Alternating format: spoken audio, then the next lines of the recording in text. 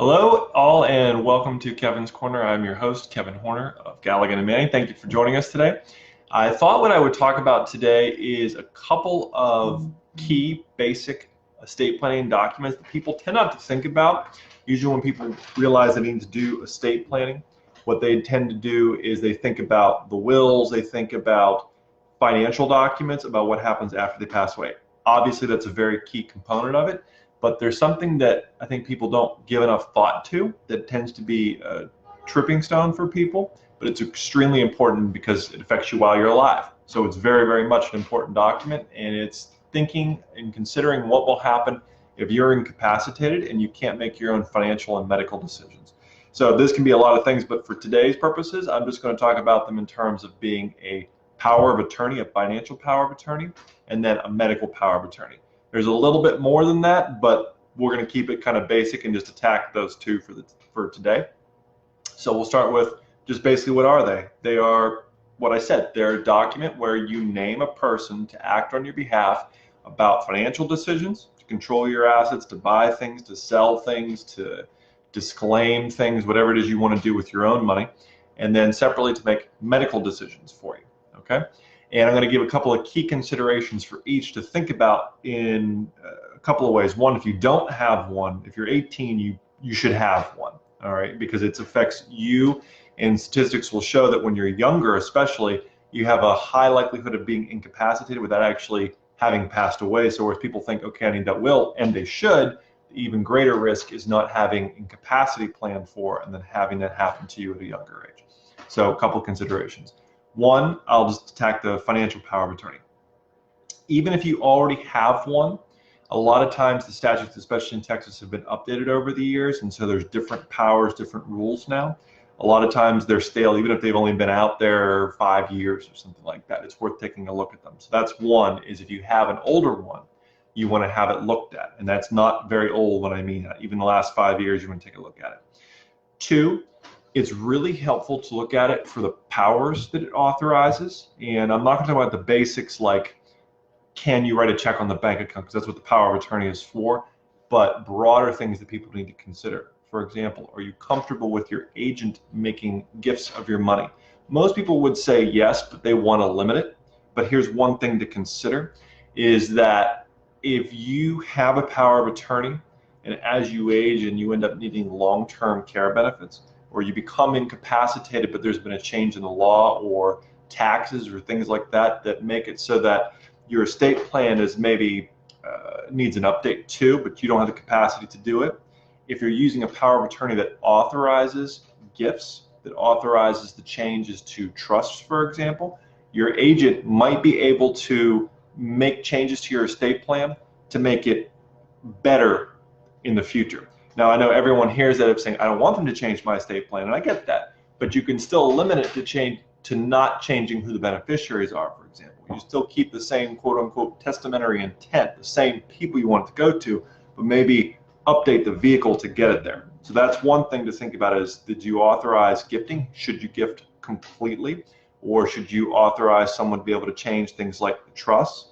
And then second of all, with powers of attorney, is have you considered enough backups? When it comes to things like this, sometimes people will say pick their spouse, and then maybe the one child or the one sibling who they feel comfortable with doing. That's fine, but the problem is what happens if they too are not able to do it. You want to have enough backups so that in all likelihood you can both pick somebody who you're comfortable with serving in this role, but also to have enough people picked so that there's no gap, that you don't run out of people to do it. That's why I see this a lot of times. People do powers of attorney years and years and years ago when they started out in marriage, for example, and they name each other, the spouses, as agents, and then nobody afterwards because the kids were too young. They didn't think about other siblings or friends. They just weren't comfortable with it, and so they picked one and one. Well, what happens if you're in a joint car accident? Then the other agent's not going to act for you, and then if you don't have anybody named, in all likelihood you're talking about a guardianship and someone going to court to get the same authority that you could have given with greater cost and greater restrictions to them. So it's important to think about backups. And then third is think about when you want a power of attorney to actually come into effect. When do you want your agent, the person you nominate, to start acting? A lot of people will say upon disability, in other words, when I can't do it myself, which is perfectly fine, but it's worth considering doing it immediately, meaning there's no legal condition that has to be kicked in, but you just continue to act on your own. You know, you don't have your agent do anything. You can always revoke it if they were going to act inappropriately anyway. And then when it becomes convenient, then you can just hand over the keys and say it's advanced age. You know, it's harder to handle things like dealing with the banks and stuff like that. You want someone to help you with it, then that agent can automatically just start. There's no doctor's note, there's no any other condition. They can just start, and that tends to make it easier for people to start act without having to wait for some other condition to kick in. And sometimes even those three things can really make it easier to use a power of attorney and actually help the agent work better with the bank or whoever else you need to deal with. So that's the first thing. With the financial power of attorney, think about it, has been updated recently. Does it include the ability to make gifts, and so how much, if so? Does it include certain conditions when it'll actually occur? Is it effective immediately or not? And do you have enough backups? That's 4 key considerations for a financial power of attorney. And then secondly is a healthcare power of attorney. Now, this is important to know that if you can make your own medical decisions, you will. This one never is going to kick in unless you cannot communicate.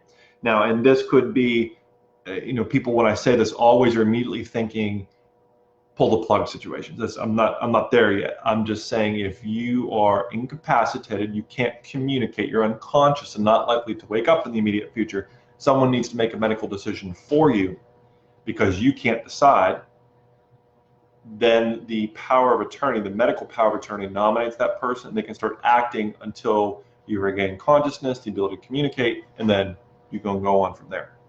So with this one, a lot of the focus becomes, at least in Texas, about who you can nominate. And then the one thing I want to say with medical powers of attorney, because this is sort of the non-legal aspect, but a very critical one, is sometimes when people do any kind of documents, any kind of legal documents, they'll get through them all, have them all signed, everything is done, and there's a huge sense of relief, and they throw them into a box and they don't think about them for a long period of time. With a medical power of attorney, when you're going to have a medical decision maker for you, it's really not fair to them to try to figure out what you want when there's a crisis. So especially with the medical power of attorney, this is true for other documents as well. Once you've named a person, it's important to actually have a conversation with them, let them know that you've done this, and then talk to them about what your wishes are. And that could be, I really want to make sure I get care that's going to help me recover quickly, even if it's more painful or harder in the short term, or I just want pain relief at all costs. Whatever that might be, whatever is important to you, you want to make sure you have that conversation with your agent so they're making decisions that reflect your wishes. So I'll just rehash that briefly then. The financial power of attorney, you want to make sure it's been updated. You want to make sure you have backups. You want to look at the gifting and the ability to do future estate planning powers. And you want to look at when it actually takes place. And then with the medical, it's really about making sure you've had the conversation with your agent so they can do a good job for you. Now, I try to hit a short amount of time, and the reason why is because in September the 25th, we are hosting a seminar on these kinds of decisions and these kinds of documents, and it's basically planning for your finances and your healthcare when you can't do it yourself. I'm going to be one of the presenters, and then my wife, Claire Horner, who is a bioethicist at the Baylor College of Medicine, is going to be talking as well. And so I'm going to be talking about more of the legal component, the financial component, and she's going to be talking more about the healthcare component and kind of how does the healthcare system deal with these documents and what do they mean from their perspective. So if you're interested in that, that's going to be September the 25th at 6:30 at the Heights Mediation Center here in Houston. We will also be able to videotape it, we have confirmed.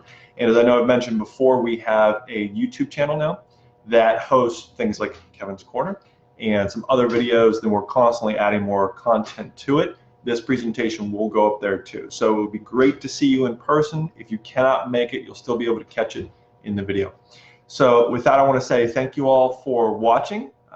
By all means, if you have any questions or anything you want me to cover, send it in an email or go to our website, galliganmanning.com. You can also post something in the comments. And I look forward to seeing you all again next week.